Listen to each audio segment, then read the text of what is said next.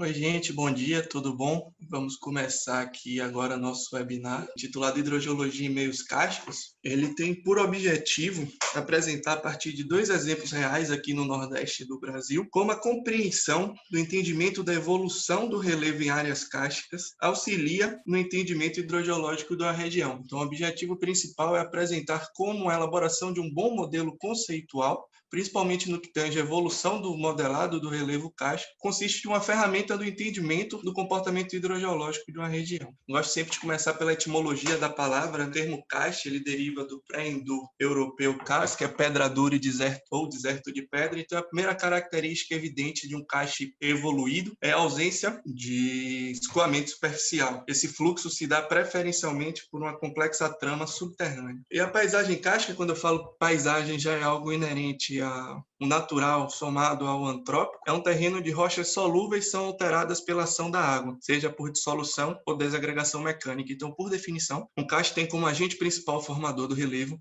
a água, acarretando em padrões distintos, tanto de relevo quanto de drenagem. Não obstante, terrenos kársticos cobrem aproximadamente 20% do planeta, onde 22% da população mundial depende de forma direta ou indireta desses recursos subterrâneos. A evolução de um sistema kárstico é vinculada a um conjunto de processos físicos ou químicos associados à interação da água e a rocha. Essa interação ela é responsável pelo desenvolvimento de uma porosidade terciária, que seriam cavidades, cavernas, alargamento de fraturas, a gente vai ver isso posteriormente. E essa porosidade terciária, essa evolução no relevo, condiciona toda a hidráulica subterrânea. E devido a essa complexa morfologia que é observada em terrenos kársticos, o entendimento da dinâmica hídrica subterrânea é mais complicado que em outros terrenos, quando comparamos com terrenos sedimentares ou complexos granulíticos, o que torna ainda mais o estudo de karst desafiador. Quando pensamos e estabelecemos um modelo conceitual, precisamos ter um entendimento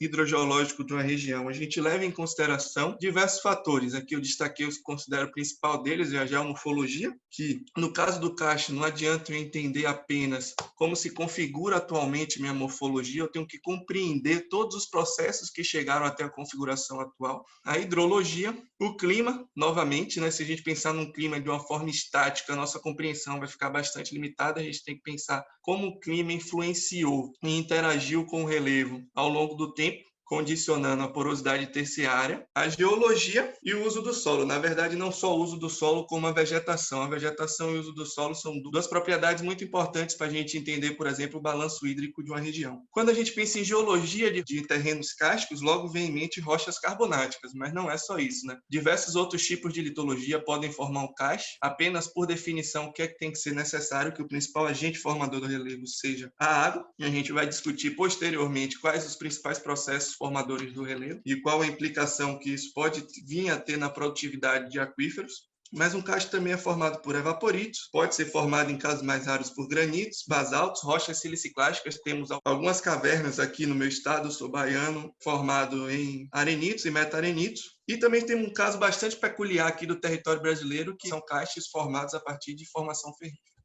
Já que o principal agente formador do relevo é a água, a gente pensa então que rochas carbonáticas são muito mais solúveis do que outras rochas, já que grande parte dos karsts do mundo estão sobre rochas carbonáticas ou evaporitos. Quando a gente pega a solubilidade dos principais minerais formadores, a calcita, em água pura, 25 graus Celsius, a gente pode observar que ela é muito próximo do quartzo. Então, por si só, a água pura não seria o principal agente formador do relevo, ela precisaria estar associada aos processos, Só que rochas carbonáticas, elas têm alta solubilidade na presença de ácidos. É isso que a gente vai discutir posteriormente e vai ficar mais claro quando exemplificar o primeiro estudo de caso. Bom, o processo de karstificação ele ocorre basicamente de duas formas. A primeira karstificação epigênica, epi de superficial, gênica de gênese. Então, a karstificação mais superficial que ocorre da seguinte forma. Quando a gente tem água da chuva interagindo com o horizonte orgânico do solo, a gente tem CO2.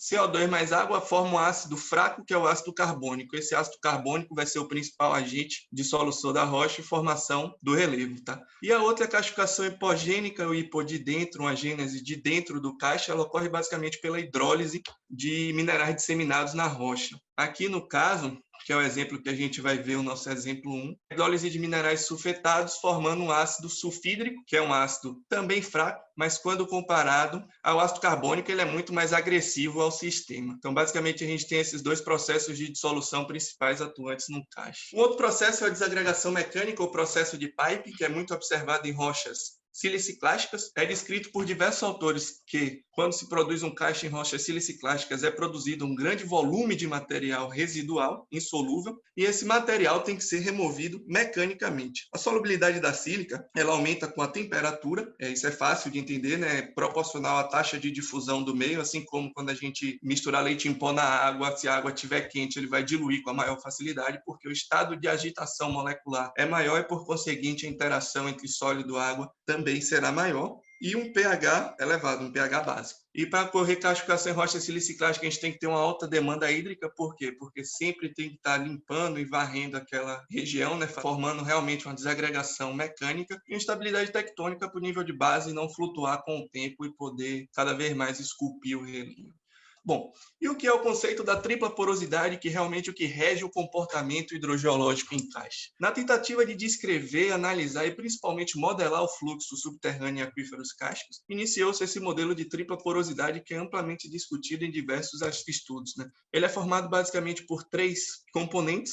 A primeira é a permeabilidade da matriz, que seria a permeabilidade intersticial. Quando a gente pensa, por exemplo, num copo cheio de bola de gude, a gente joga água dentro desse copo, a água vai ocupar os espaços vazios, seria essa porosidade de permeabilidade da matriz. A segunda, permeabilidade de fraturas, que a gente vê aqui na figura B, em azul, seria a porosidade da rocha. Isso aqui é uma rocha carbonática proterozoica. A gente vê azul porque é um ácido chamado alizarina, apenas para facilitar a observação. Então, a gente teria uma fratura que é formada por uma tectônica ou compressiva ou distensiva. E, por fim, a permeabilidade de condutos, que já seria o alargamento, tanto de uma permeabilidade por matriz ou por fraturas. Naturalmente, elas não ocorrem as três juntas, tá?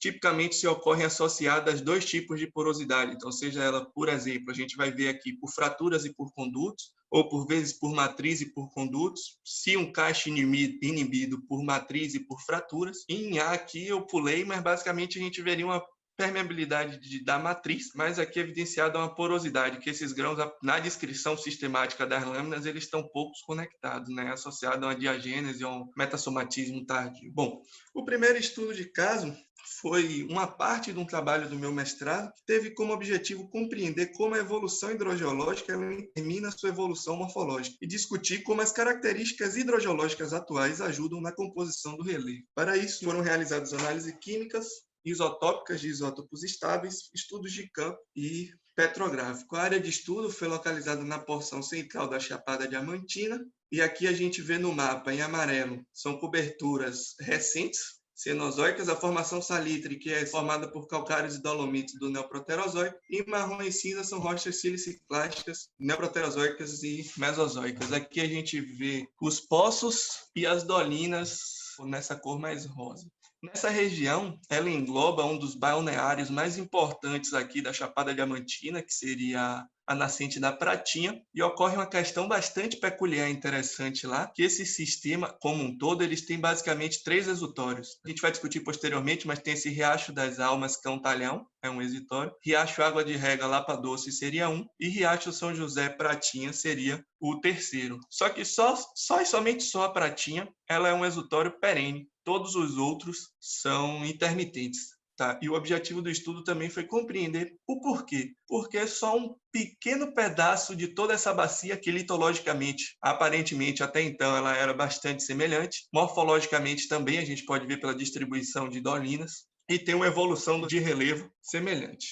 Quando subdividimos aqui a formação salitre, a gente pode observar que basicamente é uma intercalação entre calcários e dolomitos e tem na sua base lamitos criptoalgal. Na petrografia desses lamitos, a gente pode ver aqui que em D que ela é formada basicamente por dolomitas envoltas por uma matriz micrítica e com pirita dissociada, chegando muitas vezes a 3 a 5% da descrição da lâmina.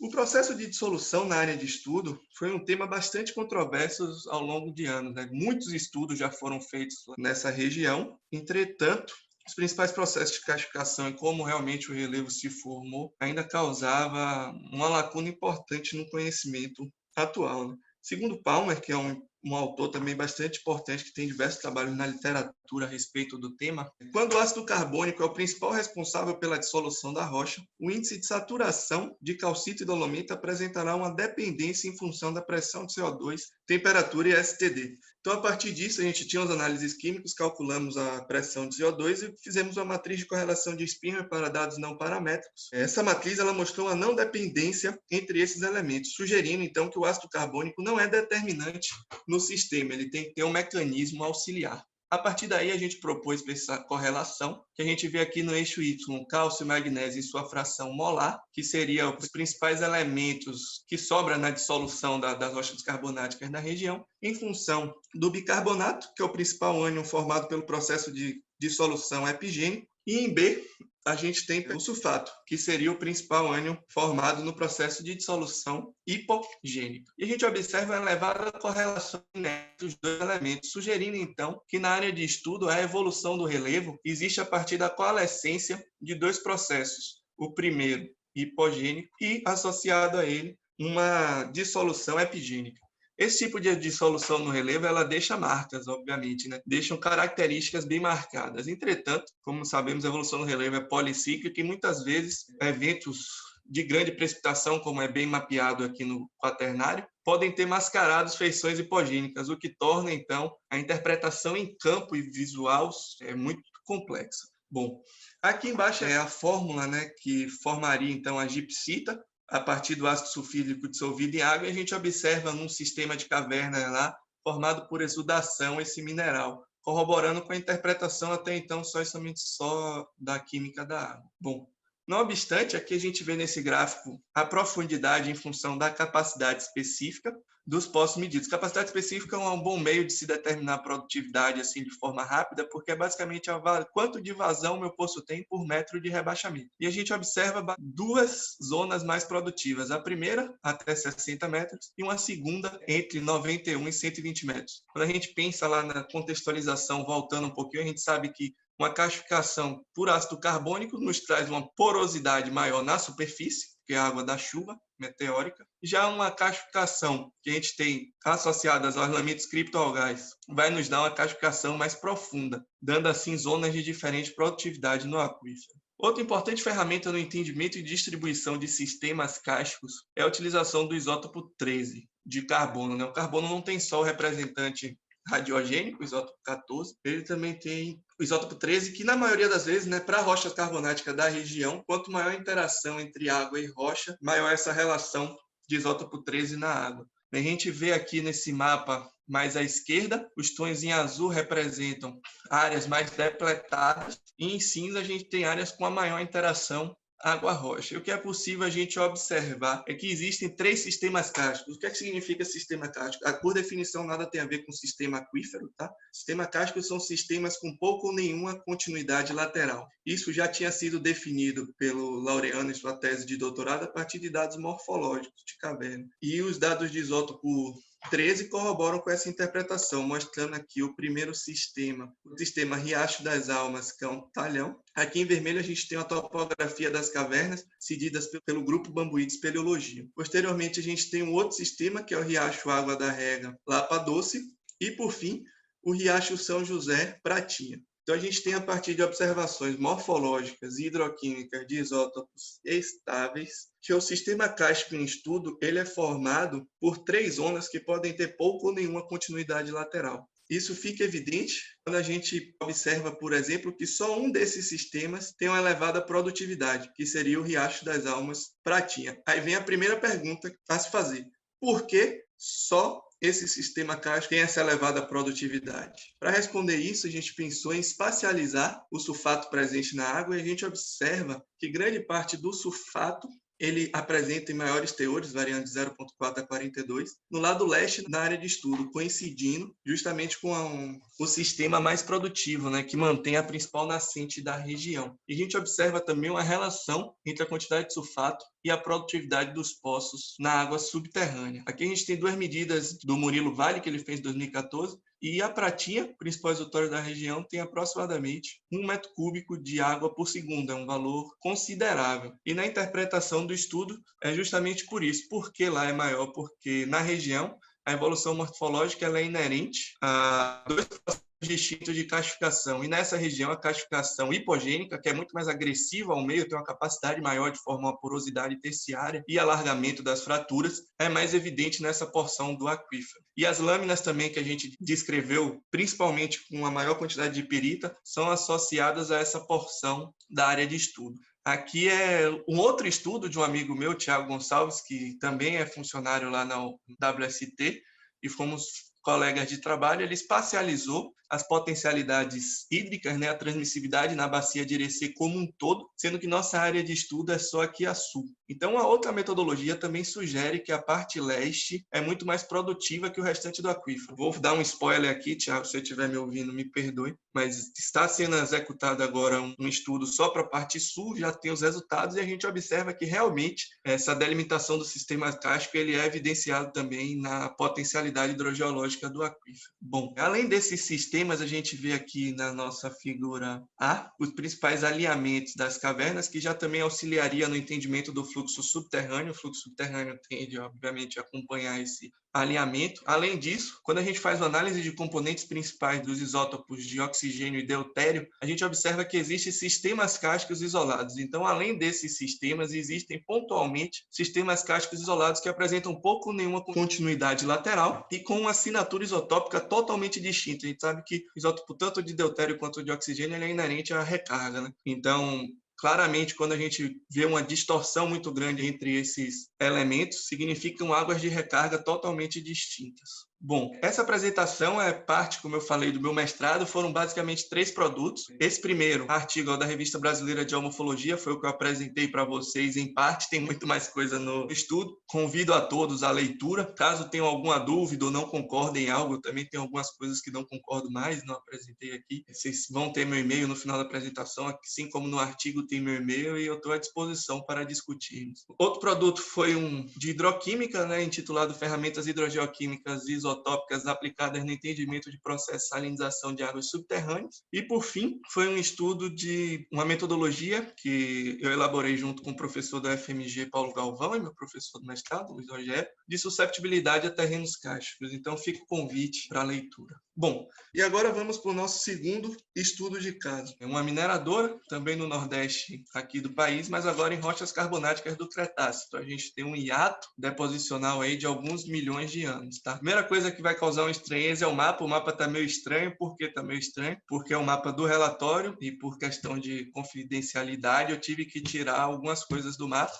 A área de estudo a gente pode ver aqui em roxo. A gente adotou uma subbacia como área de estudo, por quê? Principalmente por 2 motivos. O primeiro é o objetivo principal, que é o modelo numérico de rebaixamento de mina. E o segundo é que a Política Nacional de Recursos Hídricos ela estabelece como unidade uma bacia hidrográfica. E isso para o modelo numérico é ótimo, porque na maioria das vezes bacia hidrográfica ela limita o modelo, né? Ela é só uma condição de fluxo zero, então auxilia bastante no processamento do software em si. Aqui a gente não pode ver, né? A gente tem um caminhamento em vermelho aqui, os pontos visitados, mas aqui em cinza essa mina maior, ela é uma mina que basicamente não tem água, bombeiam muito pouca água, grande parte associado a águas superficiais, e logo ao lado dela, poucos metros, não chega a uma dezena de metros, a gente tem uma mina que atualmente eles bombeiam mais de 1.000 metros cúbicos por hora, tá? E uma é lado a lado a outra. O objetivo, então, inicial foi propor um modelo conceitual para entender o porquê isso ocorre, quais os fatores que condicionam isso, e a partir daí representar numericamente. E por que foi tão importante o estudo da geomorfologia aqui? Porque quando a gente pensa em modelagem numérica, nada mais é do que uma simplificação matemática do real. Se eu não tenho um entendimento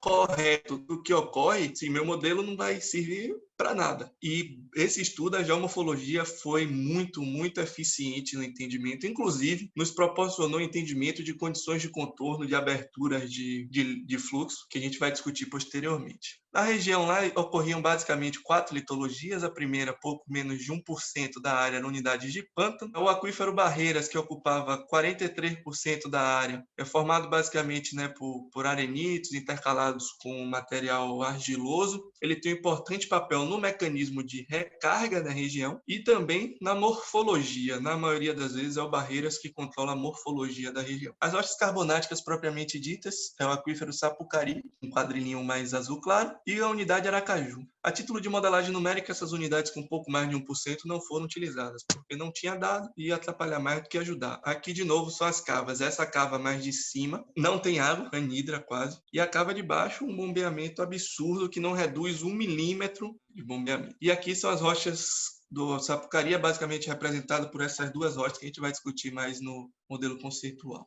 Inicialmente, o entendimento do ciclo hidrológico talvez seja uma das principais ferramentas no estudo hidrogeológico e foi daí que a gente partiu. E a gente sabe, para caracterizar o clima, a gente usou a estação Aracaju, por quê? A primeira coisa que nos veio à mente foi aquela conta de padaria, como diz meu gerente Danilo, né? A gente vê que pela área da bacia, a quantidade de água que eles bombeiam atualmente, alguma coisa está meio estranha.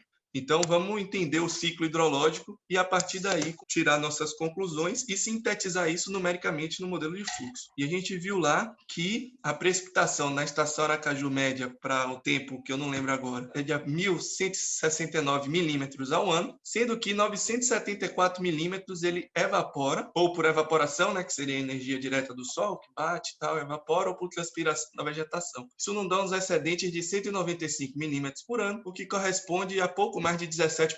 Quando eu falo excedente aqui, eu estou tomando como base o quê? A recarga eficaz do aquífero, então a água que infiltra e vai até o aquífero, o que escoa superficialmente. Isso é o que sobra. Aqui foi para calcular a recarga da região, uma metodologia que a gente desenvolveu na empresa, que calcula a recarga a partir de dados paramétricos. O que são dados paramétricos? A gente atribui pesos e valores para diferentes parâmetros, tá? Aqui, no caso, a gente usou a taxa de infiltração associada à litologia, então cada litologia tinha uma taxa de infiltração que a gente se baseia no descrito na literatura. A gente utiliza também a taxa de infiltração por declividade, separando a declividade de acordo com o Manual Brasileiro de Geomorfologia e o excedente hídrico. E a gente observa aqui que na área de estudo, a recarga eficaz, o que chega realmente até o aquífero, varia de 26 a 120 milímetros, o que nos dá uma média de 91 milímetros por ano, ou 330 metros cúbicos por hora. E aí que vem a primeira pergunta. Lucas, você pode ter errado, é uma metodologia paramétrica, apesar de vocês terem pessoas experientes na equipe, vocês podem ter errado. Mesmo que a gente esteja errado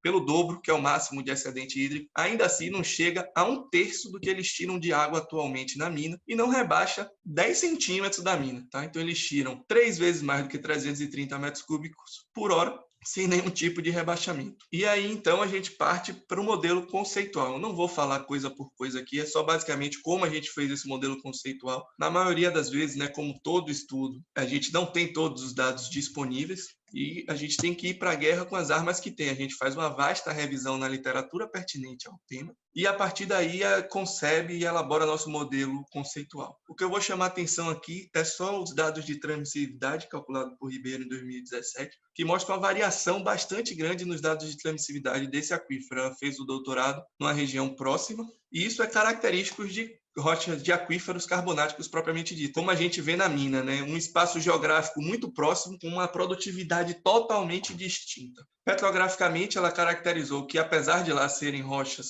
sedimentares, do Cretáceo, a porosidade ela ocorre principalmente associadas a fraturas e a condutos. Então, na porosidade terciária deles lá, quem é predominante? Fraturas e condutos. Aqui no mapeamento de campo, a gente observou, a partir de uma explosão que eles tinham feito há pouco tempo, que a principal rocha que ocorre na mina que não tem água é essa rocha cinza. E na mina que tem água, ocorre essa alteração dela, essa rocha de cor creme, de cor bege. Isso fica claro nessa explosão, que uma coisa está associada e tem uma gênese bastante próxima da outra. Basicamente, essa rocha creme ela é formada a partir da alteração, seja de agenética, supergênica, da rocha cinza. E por que alguns pontos do aquífero, então, vão apresentar mais da rocha bege do que da rocha cinza? A gente observou em campo, eu e o Tiago, um outro colega de trabalho, o Tiagão, que na mina onde tem uma abundância maior de água, ocorria fraturas subverticais, que quando associado ao acamadamento da rocha, era responsável justamente por esse alargamento nas fraturas. Então, a gente conseguiu determinar, a partir de imagens de satélite, uma orientação preferencial de alinhamento das dolinas, coincidente com o que a gente mede em campo com acamadamento. Então, a gente sabia que o acamadamento é um fator importante na classificação da região. Mas, por si só, ele não explica. Ele tem que estar associado a essas fraturas subverticais para aí sim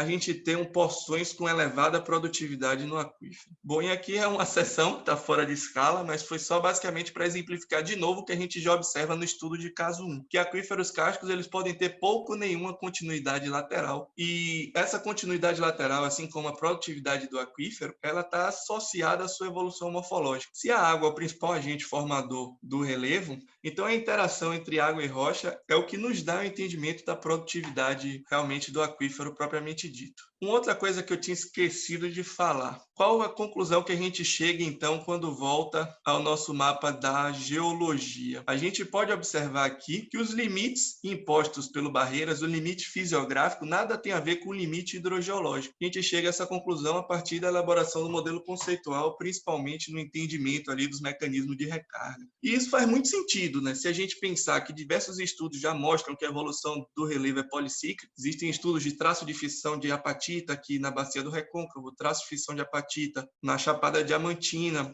datação de argônia no norte de Minas, no norte do país, no estado do Pará, já nos mostrando que a evolução é policíclica, por que na nossa área de estudo não seria? Então, no nosso entendimento, a evolução do relevo, a castificação ocorre principalmente anterior ao Barreiras. Quando a gente tem a sedimentação do Barreiras, a gente tem já bem datado isso, uma época onde grande parte do continente ficou soterrada. E provavelmente isso forma um caste inibido, um caste encoberto nessa região, o que vai fossilizar por algum momento o processo de castificação e, obviamente, quando voltar a interagir água-rocha, água, principalmente a água meteórica, a gente vai ter um avanço no processo de castificação. Então, no nosso entendimento, a bacia hidrográfica não é o limite do estudo. Certamente, se a gente pensar em termos de bacia hidrogeológica, a área de estudo é muito maior do que só e somente a fisiografia. Aqui é só a representação do modelo numérico em mod flow, mas basicamente o que é que a gente fez para representar, então, essa abertura no sistema, né?